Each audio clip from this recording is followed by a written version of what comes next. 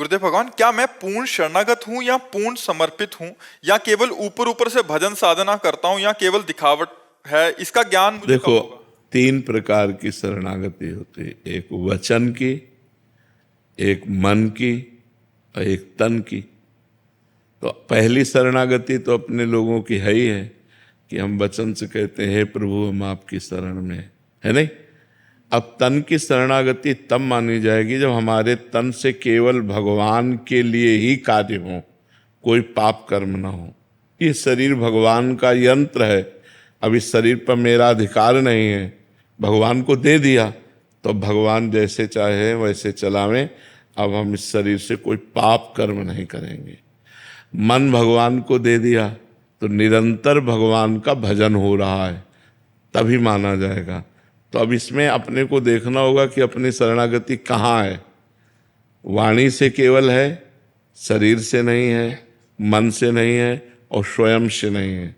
स्वयं से जब शरणागति हो जाएगी तो सब शरणागति हो जाएगी।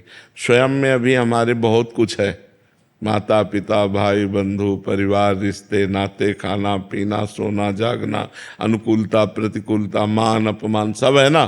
तो अभी स्वयं की भी शरणागति नहीं हुई। तो हमें लगता है अभी हमारी एक शरणागति तो पक्की वचन से कि हे नाथ मैं आपकी शरण में हूँ। यही धीरे धीरे हृदय में उतरे तो हमारे शरीर की शरणागति हो जाए कि कोई पाप आचरण न बने, सब भागवती का आचरण बने। और फिर मन पाप सोचे ना, भगवान का ही भजन करे और स्वयं में ठसक रहे कि मैं भगवान की शरण में हूँ, तब पूर्ण शरणागति हो जाएगी। जब अपना अस्तित्व नजर में, जैसे ये मकान है हम आपके नाम कर दें तो फिर हमारे मन में ये नहीं आएगा ये मेरा मकान है। ये मेरा मकान था लेकिन अब हमने आपको दे दिया, तो तन मन प्राण जीवन सब भगवान के हवाले कर दिया। तो अब ये हम नहीं रहेगा कि मेरा शरीर है मेरा मन, अब तो सब भगवान का है। और जब भगवान का हो जाता है तो वो सब भगवत स्वरूप हो जाता है, इसीलिए उसे बहुत जल्दी भगवत प्राप्ति हो जाती है जो शरणागत हो जाता है। बस शरणागति छोटी मोटी बात नहीं है, बहुत बड़ी बात है। शरणागत हो जाना भगवान की बहुत बड़ी बात है। केवल लेट के प्रणाम कर लेना शरणागति नहीं है। हाँ, मन वचन कर्म से शुद्ध भगवान की शरणागति। एक भरोसो एक बल एक आस विश्वास, एक राम घनश्याम हित चातक तुलसीदास। मन वचन कर्म से केवल मैं भगवान का हूँ और कोई पाप कर्म नहीं, निरंतर भगवान का चिंतन, तो ये शरणागति पुष्ट होती है। गुरुदेव भगवान समर्पण भाव कैसे आएगा? नाम जप करो, सत्संग सुनो, भगवान की कथाएं सुनो, तो हमारा मन भगवान की तरफ खींचे ना तो भगवान की तरफ समर्पण होने लगेगा।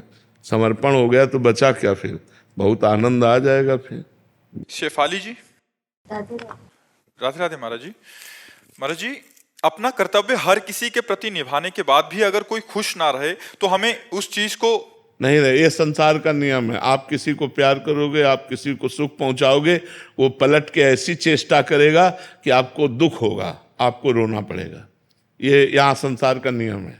तो अब चूंकि अपने संत है तो अपने हैं कि जो हमें गाली दे उसका भी मंगल मनाए, लेकिन आप लोगों का हृदय इसलिए दुखी हो जाता है कि कम से कम यार हम तुम्हें इतना सुख दे रहे हैं, इतना अनुकूल हो रहे हैं, तो तुम प्यार से तो बात कर लो। लेकिन संसार ऐसा नहीं है, आप जितना सुख दोगे उसके प्रतिकूल आपके साथ व्यवहार करें। मेरी कमी है या नियति का ही ऐसा विधान? ये माया का ऐसा खेल है, इसीलिए संतों को सिखाया गया है कि सहो, सह जाओ। सह जाओगे तो दुखी नहीं होगे, नहीं तो दुख देगा संसार, पक्का दुख देगा, पक्का। कोई ऐसा नहीं, चाहे भाई हो चाहे कोई भी हो। बहुत सारे प्रश्न आते हैं। हाँ, चाहे जितना आप सुख बिछा दो, अपना सब कुछ खाली कर दो, लेकिन जब तुम्हारा नंबर आएगा उससे जरा भी लेने का तो आपको उसका चेहरा बदला नजर आएगा, चेहरा भी बदला नजर आएगा। संसार का खेल ऐसा है कि अगर आप वर्षों सेवा करो, एक बार प्रतिकूलता उसको लग जाए वो तुम्हें, तो हमें लगता है हम ऐसा ना देखें, हम भगवान को समर्पित करें। जो नेकी किया वो भगवान को समर्पित है। तुम बुरा करोगे भगवान तुम्हें देख रहा है, हम अच्छा कर रहे हैं भगवान हमें देख रहा है। हम अपनी अच्छाई न रोकें, लोगों को जो जैसा व्यवहार मनावे वैसा करें। हमारा कर्तव्य है लोगों के प्रति अच्छा व्यवहार करना, तो हम जीत जाएंगे, हमारे ऊपर भगवान प्रसन्न हो जाएंगे और हम भगवान की कृपा के पात्र बनेंगे। और जो बुरा करेगा तो उसको बुराई का फल मिलेगा। उपासना जी, कुरुक्षेत्र। श्री हरिवंश महाराज जी, जब साधक का तपोबल बढ़ता है तो ये कैसे पता लगता है कि ये हमारा भजन सही चल रहा है अभी, या कहीं अभिमान तो नहीं आ रहा है?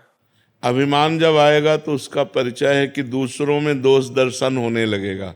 अपने में गुण का भाव और दूसरे में दोष का दर्शन, ये अभिमान की पहचान है। अपने में गुणों को देखना, ये अभिमान का लक्षण है।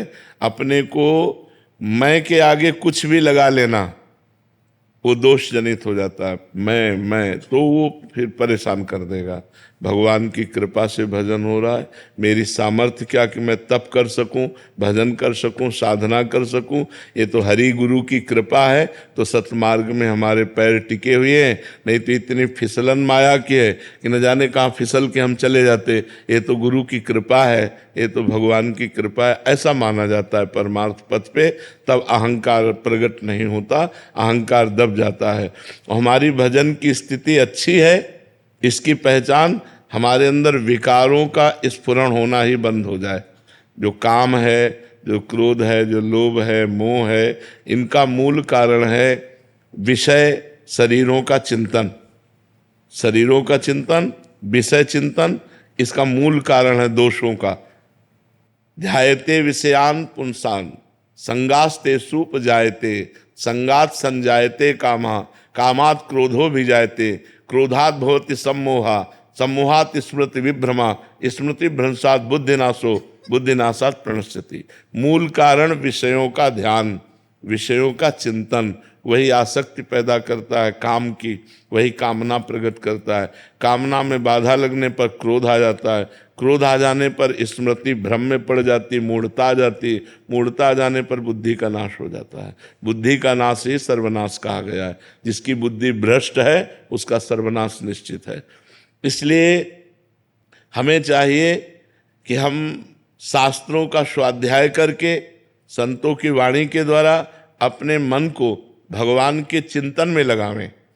और जब हमारा मन निर्विकार होने लगे तो समझना चाहिए हमारा भजन ठीक चल रहा है। जब हमें कोई गाली दे और हम उसका मंगल मनावें तब समझना चाहिए अब भजन का रंग आ रहा है।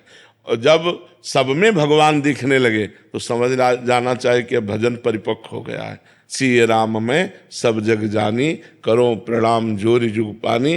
तो समझे कि अब हमारा भजन परिपक्व होने जा रहा है, क्योंकि सर्वत्र स्त्री पुरुष ना देखकर, जड़ चैतन्य ना देखकर, पापी पुण्यात्मा ना देखकर एकमात्र भगवान की जो सत्ता देखता है, वासुदेवाश्रमित समहात्मा सुदुर्लभा, वो महात्मा बड़ा दुर्लभ है जो सर्वत्र भगवान का दर्शन करता है। पीयूष कुमार सिंह जी। महाराज जी राधे राधे।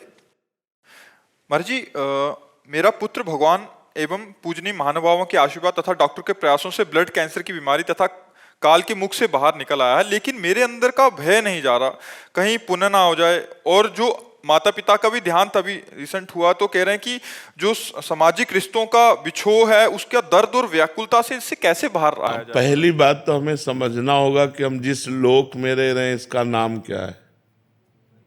मृत्यु लोक। यहाँ सब मरेंगे, कोई भी हो, सबका प्रश्न एक ही है। सबके प्रियजन मरते हैं, प्रियजनों का वियोग होता है, चाहे वो कोई रिश्तेदार हो, चाहे वो सगा संबंधी हो, चाहे खुद का शरीर हो, इससे भी वियोग होगा। अगर वियोग का समय आ गया है तो किसी भी डॉक्टर की ताकत नहीं कि बचा सके। उसी तिथि को मरेगा, उसी मिनट में मरेगा, उसी सेकंड में मरेगा जो पहले से निश्चित है। हमें चिंता नहीं करनी। आपके प्रयास से या डॉक्टर के प्रयास से मृत्यु की तिथि और मृत्यु के समय को टाला नहीं जा सकता। कोई कितना भी सिद्ध डॉक्टर हो, मृत्यु के समय को नहीं टाल सकता। जो विधना ने लिख दिया छठी राव के अंक, राई घटे न तिल बढ़े, रहुरे जीव निशंक। चिंता क्यों करते हो? जब जाना है तभी जाना है, और जब तक जाना नहीं है तो कोई भी हमें मार नहीं सकता। और जब जाना है तो हमें कोई रोक नहीं सकता, ये पक्का विधान समझ लो, तो निर्भय हो जाओगे। अधिक प्रियता के कारण लगता है कि इस समय तो बच गया, कहीं पुनः कैंसर ना प्रकट हो जाए, कहीं पुनः ऐसा, वो हमारा अधिक प्रेम होता है। हम यहाँ सबसे प्रेम करते हैं, जिसको सांसारिक भाषा में राग कहते हैं, मोह कहते हैं, हम उसे भागवतिक शब्द में प्रेम कहते हैं। शरीरों का अधिक लगाव हो जाने के कारण हम मृत्यु से भयभीत हो जाते, चाहे अपने शरीर चाहे अपने प्रियजनों के। अधिक प्रीति मन भा संदेहा, तो लगता कहीं ऐसा ना हो जाए, कहीं ऐसा ना हो जाए, तो हमें लगता है निश्चिंत रहना चाहिए। जिस दिन जाना उस दिन आप रोक नहीं सकते, और जिस दिन नहीं जाना जब, तो आप मिटा नहीं सकते। कितना प्रहलाद जी के मारने का उनके पिता हिरण्यकश्यप ने ही कितना प्रयास किया, बाल बांका नहीं हुआ। तो हमें लगता है पुत्र को भी नाम जपवाओ और आप भी नाम जप करो और निश्चिंत होकर के रहो, बिल्कुल डरो मत। जब जहाँ जो होना है वो हो के रहेगा। सुनो भरत भावी प्रबल, बिलख कहो मुनिनाथ, हानि लाभ जीवन मरण जस अपजस विधि हाथ। वो हमारे तुम्हारे हाथ में नहीं, किसी के हाथ में नहीं, विधि हाथ। हानि लाभ जीवन मरण जस अपजस विधि हाथ। निश्चिंत रहो, नाम जप करो, और ये ध्यान रखो कि इस लोक का नाम है मृत्यु लोक, या हम सब मरेंगे। हमारी सबकी एक तिथि है, तारीख है, समय है, दिन है, हमें पता नहीं, पर हमें जाना पड़ेगा यहाँ से। जाने के लिए जो तैयार है वही बुद्धिमान है, जो यहाँ तैयारी नहीं कर पा रहे वही पछता कर जाएंगे। तैयारी क्या है? भगवान का नाम जप करना, परोपकार करना, तीर्थयाटन करना, दूसरे का हित कर देना और निरंतर नाम जप करना, तो ये तैयारी है। यहाँ से जाना, यहाँ कुछ अपना नहीं, न कुछ हमारे साथ जाएगा, न कोई हमारे साथ जाएगा। दुनिया में लाखों का मेला जुड़ा, हंसा जब जब उड़ा तो अकेला उड़ा। अकेले जाना है, अपने कर्मों का हिसाब भोगना है। इसलिए नाम जप करो, अपने कर्तव्य का पालन करो और निश्चिंत रहो। तुम्हारा पिता का कर्तव्य है तो तुम पिता रूप से पुत्र की पूरी व्यवस्था करो, इसके बाद भगवान के ऊपर छोड़कर निश्चिंत हो जाओ, चिंता मत करो। महक जी मुंबई से।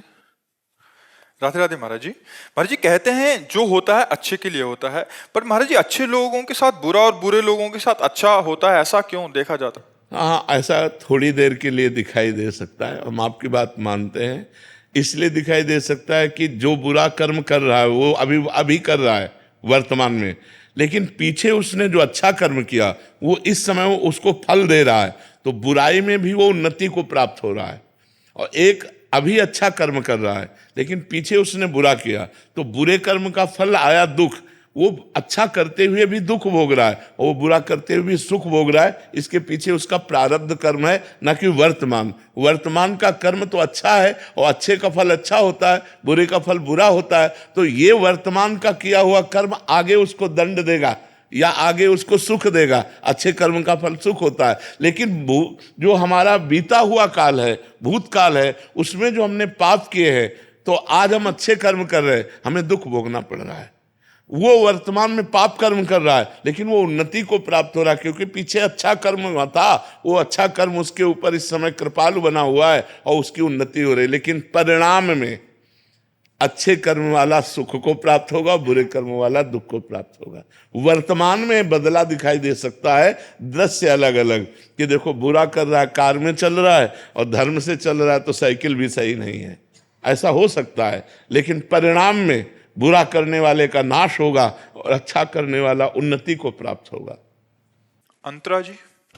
श्री हरिवंश महाराज जी आप जैसा बोलते हैं कि अपनी राधा नाम की अटैची रेडी रखो और इस माया जाल से निकलो और ठसक लाओ भगवत प्राप्ति की। आपकी कृपा से ठसक तो बनी है, पर इस ठसक में और आगे प्रगति कैसे करें महाराज जी, और ठसक पूरी हो?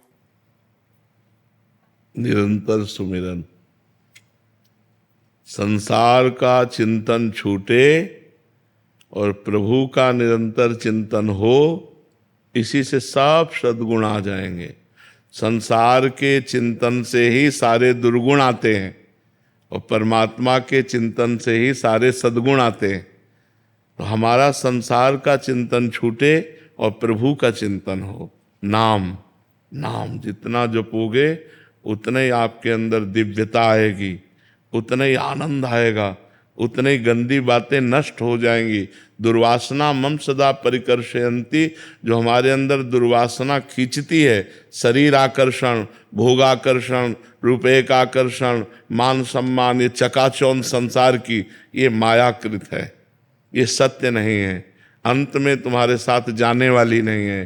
तो हम निरंतर भगवान का चिंतन करने का अभ्यास करें। राधा राधा कृष्ण कृष्ण वाहेगुरु वाहेगुरु। जो जहाँ जहाँ जुड़ा हुआ है वो अपने गुरुदेव के द्वारा दिए हुए नाम का खूब जप करे, उसी से सब स्थिति आ जाती है। ममता शर्मा जी। महाराज जी, हम आपको 5 सालों से सुन रहे हैं, जीवन में बहुत सुधार आया है, बच्चों पर आपकी बहुत कृपा हुई है, बच्चे आपसे दीक्षित भी हैं। महाराज जी, हम पति पत्नी रामानंद संप्रदाय से दीक्षित हैं और बच्चे आपसे दीक्षित हैं। महाराज जी, मेरा प्रश्न है कि यदि हम घर पर 12 घंटे या 24 घंटे का नाम संकीर्तन करते हैं तो किस नाम का करें? बच्चे राधा नाम का बोलते हैं, हम महामंत्र का बोलते हैं, तो महाराज जी राम जी भी प्रसन्न हो जाएं, श्री जी भी प्रसन्न हो जाएं, इसके लिए क्या करें? देखो, अगर महामंत्र का करते हो तो राधा नाम है, और राधा नाम का करते हो तो महामंत्र है, कोई अंतर नहीं है। जिसमें ज्यादा रुचि लग जाए वही कीर्तन कर लेना चाहिए। बच्चों को राधा नाम बोलते हैं कि राधा नाम, तो हमें लगता है आप अपने मन को दबाकर बच्चों की उसमें, जिससे बच्चों की प्रीति ज्यादा बढ़े, क्योंकि आपकी तो भक्ति परिपक्व है, अभी उनकी नई भक्ति है, तो उनकी भक्ति पुष्ट हो जाए, अपने को ऐसा करना चाहिए। प्रतिभा शरद अग्रवाल जी, दिल्ली से। राधे राधे महाराज जी। महाराज जी, आप कह रहे हैं कि आपके शरीर के 2 पुत्र थे, उनका देहांत हो गया महाराज जी, फिर मन बहुत विचलित हुआ, आपकी सत्संग ने संभाला महाराज जी। बट ये कह रहे हैं कि एक बच्चे की जब तबीयत खराब थी तो पिता तो असंभव इलाज भी कराना का यत्न कर रहे थे, पर मेरी आशा थी कि इसका शरीर इतना कष्ट हो रहा है तो पूरा हो जाए। तो महाराज जी, मेरे अंदर ऐसा भाव आया और उसका शरीर पूरा हो गया। ऐसा आपके भाव से नहीं पूरा हुआ, पूरा होना ही था, इसीलिए ऐसा भाव आया, पूरा होना था ऐसा भाव आया। ऐसा कोई आप सिद्ध तो है नहीं, और बड़े बड़े सिद्ध पुरुष भी चाहे कि मर जाए तो थोड़ी मरेगा। वशिष्ठ जी कह रहे हैं भरत जी से, सुनो भरत भावी प्रबल, बिलख कहो मुनिनाथ, हानि लाभ जीवन मरण जस अपजस विधान। वो किसी के हाथ में नहीं, वो विधान है, कब कहाँ कैसे शरीर पूरा होगा। हो सकता है कि हमारे मन में वो बात आवे और सामने हो जाए, तो वो होनी थी इसलिए हमारे मन में बात आई, हमारे मन में बात आई वो हो गया ऐसा नहीं, वो होना था इसलिए हमारे मन में संकेत आ गया। क्योंकि माँ हो तो उसको ऐसा ना सोचो कि आपने सोचा और ऐसा गलत हो गया, ऐसा नहीं। महाराज जी, सदा तो श्री जी से यही प्रार्थना करते थे कि रक्षा करो, कृपा करो, अपने शरण में रखो, बट ऐसी परिस्थितियों में कुबुद्धि सी हो गई। नहीं, अब जब जाना जिसको है उसको कोई रोक नहीं सकता, और जिसे नहीं जाना है तो आप प्रार्थना भी मत करो, वो बना रहेगा। जो हमारी अवधि है, जितने मिनट, जितने सेकंड, जितने घड़ी हमको जीना है, उतनी घड़ी हम जिएंगे, कोई न कोई कारण लग जाएगा, हमारा शरीर पूरा हो जाएगा। तो हमको इसमें दुखी नहीं होना, क्योंकि इसका नाम मृत्यु लोक है। यहाँ सबके शरीर छूटने हैं, किसी का आज छूटा, किसी का कल छूटा। हाँ, क्या करके जा रहे हो, खास बात यह है। आप जा तो रहे हो संसार से, पर क्या करके जा रहे हो? मालिक का नाम लेके जा रहे हो, परोपकार करके जा रहे हो, अच्छे आचरण करके जा रहे हो, तो आपकी उन्नति हो गई। और अगर ऐसे ही जीवन बर्बाद करके नष्ट हो गया और शरीर छूट गया, तो मनुष्य जीवन जो दुर्लभ कहा गया है, उसकी दुर्लभता का लाभ नहीं ले पाए। श्री हरिवंश महाराज जी। महाराज जी, मैंने कुछ ही दिन पहले कॉलेज जाना शुरू किया है। वहाँ जब मैं अपने सहपाठियों से बात करती हूँ तो वो हमेशा लड़कों और अपने बॉयफ्रेंड्स की ही बात करते हैं, जिसकी वजह से मुझे उनसे बात करना अच्छा नहीं लगता। जब बात नहीं करती तो अहंकारी कहते हैं। हाँ, वो अहंकारी ठीक है, लेकिन बात करना ठीक नहीं। अहंकारी को हमको कहें या हमको बेवकूफ़ कहें या पुराने ज़माने की कहें, ये बात ठीक है, लेकिन हमको ऐसे बच्चों से बात नहीं करनी जो हमारे अंदर गंदी बातें डालें, जो गंदे संस्कार डालें, जो गंदे मार्ग में बढ़ने के लिए कहें। मित्र वही होता है जो अच्छे मार्ग में बढ़ावे, कुपंथ का त्याग कराकर सुपंथ में चलावे, उसे मित्र कहते हैं। बिल्कुल आप अपने को सुरक्षित रखिए। देखो, जब तक आप पढ़ाई में हो, जब तक आप अपने जीवन को किसी पद पर, किसी उन्नति पर ना, तब तक मनोरंजन में मत लगो। ये जो देह का गलत संबंध है, ये तुम्हारे मन को इतनी जल्दी खींच लेगा कि फिर पढ़ाई में भी मन नहीं लगेगा, आपको अपने मम्मी पापा की आज्ञा का पालन करने का मन नहीं लगेगा, धीरे धीरे आप व्यसन में उतर जाएंगी, धीरे धीरे आप गंदे आचरणों में उतर जाएंगी। तो जो आप हमारे देश में आकर के कोई उन्नति करने वाली थी वो आपसे नहीं फिर हो पाएगी। देखो हमारे देश में आजकल माताओं बहनों का बहुत बड़ा स्थान है, राष्ट्रपति भी हमारे देश की देवी ही है। तो ऐसा नहीं कि बच्चियां, देखो बच्चियां जाकर बॉर्डर में राइफल गन लिए हुए गोली खाने के लिए तैयार है, कभी भी कहीं से भी गोली आ सकती है, लेकिन हमारी बच्चियों में कोई कमी, वो पूरे। पर अगर हम स्कूल पीरियड में ही अपने मन को विभाजित कर देंगे व्यसन में, व्यभिचार में, ये गंदी बातों में, तो हम आगे उन्नति कैसे प्राप्त कर पाएंगे? अभी हम बच्चे हैं, जब आप बॉयफ्रेंड बनाओगे, जब आप गलत विचारों में फंसोगे, तो एक दूसरे के विचारों का आकर्षण होगा और वो तुम्हारे चिंतन पर दबाव डालेगा, चाहे वो कामासक्त करके, चाहे वो काम क्रीड़ा के बाद का दबाव। वो दबाव आपको धीरे धीरे व्यसन की तरफ ले जाएगा और व्यसन का दबाव पतन की तरफ ले जाएगा। देखो बच्चा बोला ना कि हम जब स्कूल में जाने की, तो स्कूल के हमारे मित्र हमको ऐसा, और अगर हम वैसा नहीं चलते तो हमें अहंकारी। तो अब इस बच्चे से पूछो कि तुम्हारे संग में कितने ऐसे हैं जो तुम्हारा साथ देने वाले हैं? कोई साथ नहीं देगा, उपहास और करेगा। हमारे परिवार हो, हम आपको सुधारने के लिए प्रेरणा करते हैं कि आप ऐसे आचरणों से यदि युक्त रहेंगे तो आध्यात्मिक और आधुनिक दोनों उन्नतियां आपके पतन की तरफ चली जाएंगी। अगर आप संयम से रहेंगे तो आप आधुनिक और आध्यात्मिक दोनों उन्नति को प्राप्त हो सकते हैं। तो आप बच्चा अपनी स्थिति में रहिएगा, किसी के चक्कर में मत पड़िएगा। कोई अहंकारी कहे या कोई पुराने जमाने की कहे या कोई बेवकूफ़ कहे, हमको इन बातों से लेना देना नहीं। हमें धर्म से चलना है, पवित्र होकर चलना है। आयुषी मिश्रा जी, मथुरा से। राधे राधे महाराज जी। महाराज जी, मैं भगवान हनुमान जी को इष्ट मानती हूँ एवं सीताराम जी का जप करती हूँ, परंतु मुझे कृष्ण भगवान और दुर्गा माता से भी प्रेम है। देखो अभी प्रेम नहीं है, बात समझो, अभी प्रेम नहीं है, अभी उपासना और साधना चल रही है। तो जिधर देखो उधर अपने ही प्रभु हैं। दुर्गा जी में देखो तो अपने प्रभु दिखाई देते हैं कि माँ है, भगवान शंकर में देखो तो पिता है, गणेश जी में देखो तो बप्पा है। जहां देखो अपने ही प्रभु दिखाई दे रहा है, लेकिन इसे प्रेम नहीं कहते। ये उपासना है, भक्ति है, लेकिन जब प्रेम आएगा वो एक में होगा। प्रेम गलियति सांकरी तामे दोनों समाए, फिर एक में होगा। हमारी जबान कट जाए अगर दूसरा नाम निकले, रसना कटो जो अन रटो, निरख अन फुटो नैन, श्रवण फुटो जो अन सुनो, श्री राधा जस बहन। देखो उद्धव जी समझाने आए गोपी को कि श्री कृष्ण ब्रह्म है, आत्मा है, वो कभी तुमसे बिलग हो ही नहीं सकते। तो गोपी जन कहती उद्धव मन न भय 10-20, अब एक हो तो सो गयो श्याम पे, अब को आराधे ईस। एक मन था वो श्याम सुंदर ने चुरा लिया, अब तुम ये ब्रह्म ज्ञान कह रहे हो, कौन तुम्हारा ब्रह्म ज्ञान सुने? तुम किसी और को सुनाओ जाकर। नाहिन रहो हियमा ठौर, नंद नंदन अछत वानिए को। जब नंद नंदन हमारे हृदय में विराजमान, अब जगह नहीं रह गई तुम्हारे ज्ञान सुनने की, तुम्हारे ज्ञान सुनने की अब जगह नहीं रह गई। इसे कहते हैं प्रेम। श्री कृष्ण प्रेम, राम प्रेम, शिव प्रेम, वही एक परमात्मा है। पर जब प्रेम होगा तो फिर दो नहीं, फिर एक में होता है। जैसे भगवती अम्बा पार्वती जी भगवान शिव के लिए तपस्या कर रही, तो सप्त ऋषिजन आते हैं, पूछते हैं कि देवी आप किस लिए इतनी कठोर तपस्या कर रही? सूखा बिल्व पत्र खा के, सूखा बिल्व पत्र एक ऐसे पाके तपस्या करते थे। अपर्णा नाम पड़ा तभी माता जी का। तो उन्होंने कहा भगवान शंकर को पति रूप में प्राप्त करने, न मकान है, न ऐश्वर्य है, न वैभव, चिता की भस्म लगाते हैं, बरगद के नीचे रहते, ऐसे वर्णन करने लगे क्योंकि उनको परीक्षा लेनी थी। हम तुम्हें ऐसा दूल्हा दिलाते हैं जो त्रिभुवन पति है, भगवान श्री हरि। तो माता जी ने क्या कहा था? माता जी ने कहा महादेव अवगुण भवन और विष्णु सकल गुण खान। माना आपकी बात, लेकिन जही कर मन जही सन रमे ते ही सन काम। कोटि जन्म लग रगर हमारी बरऊं सम्मुनत रहूं कुमारी।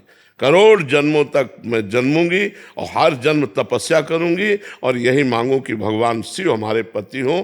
कोटि जन्म लग रगर हमारी बरऊं सम्मुनता रहूं कुमारी। अब वरण करूंगी तो शिव को ही, नहीं तो कुंवारी शरीर त्याग दूंगी और फिर भजन करूंगी, फिर भगवान शिव को प्राप्त। ये है प्रेम कि दिखा रहे कि विष्णु से कोटि जन्म लग रगर हमारी बरऊं सम्मुनत रहूं कुमारी।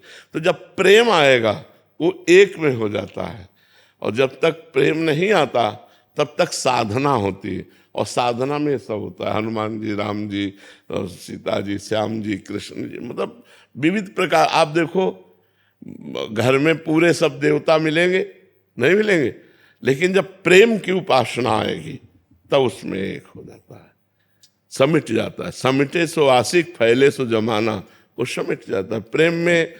फिर दूसरी तरफ नेत्र उठते ही नहीं। भगवान वो स्थिति कब आती? करती रहो, नाम जप करते रहो, नाम जप करती रहो, यही साधना करती रहो। जब हम शुरुआत किए थे ना, तो इतनी चालीसा पाठ करते थे, हनुमान चालीसा, शिव चालीसा, ये चालीसा, वो चालीसा, ये पाठ, वो पाठ। धीरे धीरे धीरे धीरे धीरे धीरे वो आगे बढ़ा जाता है। अब ककाहरे ना आवे तो डिग्री कहाँ से पा लेगा? ककाहरा सही ढंग से आवे तो धीरे धीरे फिर वो डिग्री तक पहुंच जाएगा। तो हमें साधना यहाँ से शुरू करनी, आगे भगवान खुद रास्ता दे देंगे। सही चल रहे हो, कोई गलत नहीं है, पर धीरे धीरे प्रेम की जब बात आएगी तो प्रेम गलियति सांकरी तामे दो न समाए, उसमें एक ही निश्चय हो जाता है, शिव तो बस शिव शिव शिव। अब नरक मिले चाहे स्वर्ग, हमें इसकी परवाह नहीं। अब मैं शिव को नहीं छोड़ सकता।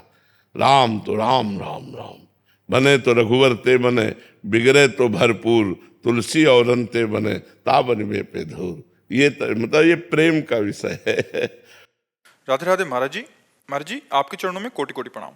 महाराज जी मैं इंग्लैंड में 20 साल से रह रहा हूँ और आपकी इतनी वीडियो देखी कि आपसे मिलने चला है महाराज जी। महाराज जी मेरे मन में बहुत से गलत ख्याल आते हैं जब भी जप करता हूँ या पाठ करता हूँ। अगर मन लग भी जाए तो पारिवारिक में पत्नी जी कहती हैं मतलब बड़ा ब्रह्मचारी बन रहा है, अभी बैठ के भजन कीर्तन कर रहा है।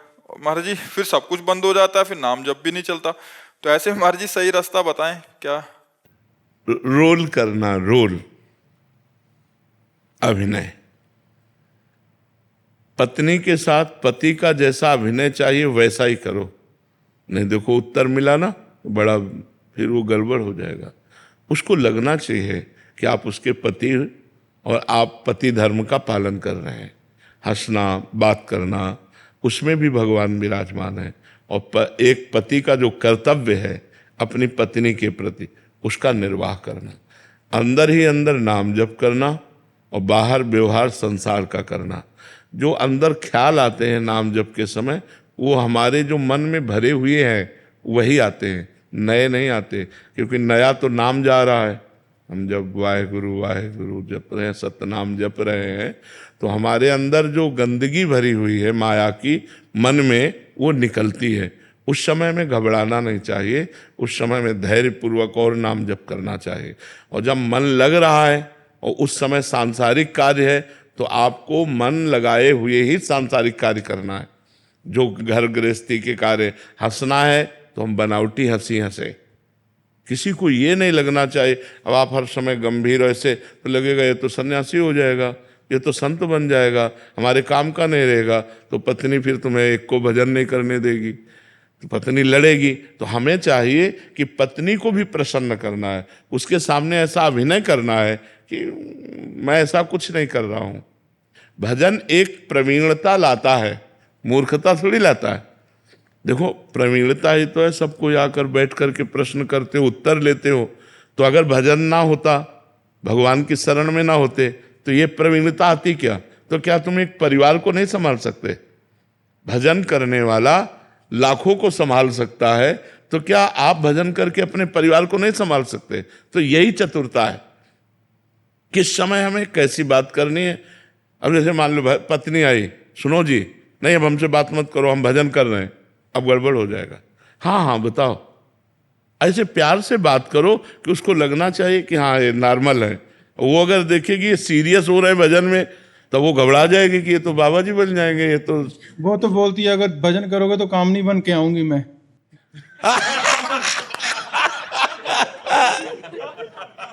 ये, और अगर तुम ठीक का विलय करोगे तो अर्धांगिनी बन के रहेगी। ठीक कहा उसने, ठीक कहा, ठीक है। शार्दुल पटेल जी अहमदाबाद से। राधे राधे महाराज जी, आपके चरणों में कोटि नमन। महाराज जी, मैं एक व्यापारी हूं और मेरा काम करना और व्यापार बढ़ाना अच्छा लगता है मुझे।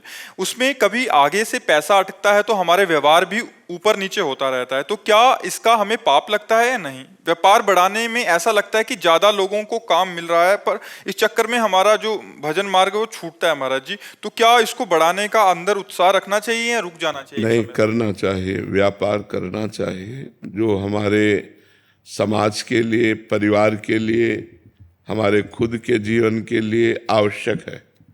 वस्त्र, भोजन, अर्थ, विविध प्रकार की कार्य प्रणालियाँ, ये सब व्यापार, नौकरी, किसानी, जो जिसके भगवान ने आधार दिया है उसी के आधार से अर्थ आता है, अर्थ से व्यवस्था होती है। तो हमें कार्य करना है, लेकिन अधर्म युक्त नहीं, धर्मयुक्त। व्यापार करना है, उचित मुनाफा लेना है, क्योंकि उस मुनाफे के बिना व्यापार का महत्व क्या रहा। उचित मुनाफा लेना है, सही वस्तु देना है, सही तौल में देना है, बेईमानी नहीं करना है। खूब बढ़ाओ व्यापार, कोई परेशानी नहीं। अगर हम अधिक धन के लोभ में बेईमानी करने लगे, तौल में घाटा, वस्तु में अधिक मुनाफा लेकर, वो भी ठीक नहीं है। उचित मुनाफा, सही तौल, तो हमें लगता है व्यापार बढ़े, कोई परेशानी नहीं इसमें। भगवान नाम जितना आप जप पाएं जपिए, नहीं उस व्यापार को भी भगवान की पूजा मानकर व्यापार रूपी कर्म को भगवान को समर्पित कर दीजिए। जब युद्ध रूपी कर्म भगवान की पूजा हो सकता है, तो व्यापार रूपी कर्म भगवान की पूजा क्यों नहीं हो सकती? भगवान की पूजा केवल अगरबत्ती, धूप बत्ती या आरती मात्र नहीं है। चराचर जगत में जो भी कर्म कर रहे हो वो सब भगवान की पूजा मान करके करो। जो जहाँ है, यदि आताताई है और समाज को दुख देने वाला है और आप सुरक्षा में खड़े हैं, आवश्यकता पड़ने पर आप गोली चला रहे, तो वही पूजा हो रही जो आरती हो रही, जो धूप बत्ती हो रही, अगरबत्ती हो रही, वही गोली चलाना हो रहा है। अर्जुन जी कह रहे हैं मैं युद्ध नहीं करूंगा, संन्यास लेके भजन करूंगा। और भगवान ने कहा मां मुनिस्मर युद्ध च, मेरा स्मरण करते हुए युद्ध करो, अत्यंत आवश्यक है, युद्ध रूपी पूजा से मैं प्रसन्न होऊंगा। तो हमें लगता है व्यापार बाधक नहीं, बेईमानी बाधक है। हम बेईमानी ना करें, व्यापार खूब अच्छे से बढ़ा करके करें, कोई परेशानी नहीं है। भगवान का नाम जप करें और व्यापार से आए हुए धन से दूसरों का भी हित होगा, परिवार का, समाज का, हमारे द्वारा हित हो। यही तो हमारे मनुष्य जीवन की सार्थकता है। मान लो कोई बीमार आदमी है, पैसा नहीं है, आप दवा में लगा देते हैं, आपकी सार्थकता हो गई जीवन की। कोई भूखा है, भोजन दे देते हैं। सर्दी का समय, कोई सर्दी से कांप रहा है, फुटपाथ में बैठे उसको अपना साल उड़ा देते हैं। यही तो मनुष्यता है, यही मनुष्यता, यही हमारे कमाने का फल है कि हम स्वयं पावें और दूसरों। देहात में एक दोहा कहते थे, साईं इतना दीजिए जामे कुटुंब समाए, मैं भी भूखा ना रहूं और अतिथि न भूखा जाए, साधु न भूखा जाए। तो ये करना चाहिए। व्यापार है, नौकरी है, सब कुछ करना चाहिए, पर भगवान को समर्पित करते हुए ईमानदारी से करें। तो आज हमारे समाज में ईमानदारी और धर्म का महत्व घटता जा रहा है। कोई भी काम है तो घूस चाहिए, बेईमानी से चाहे हो, चाहे छल कपट, ये सब ठीक नहीं।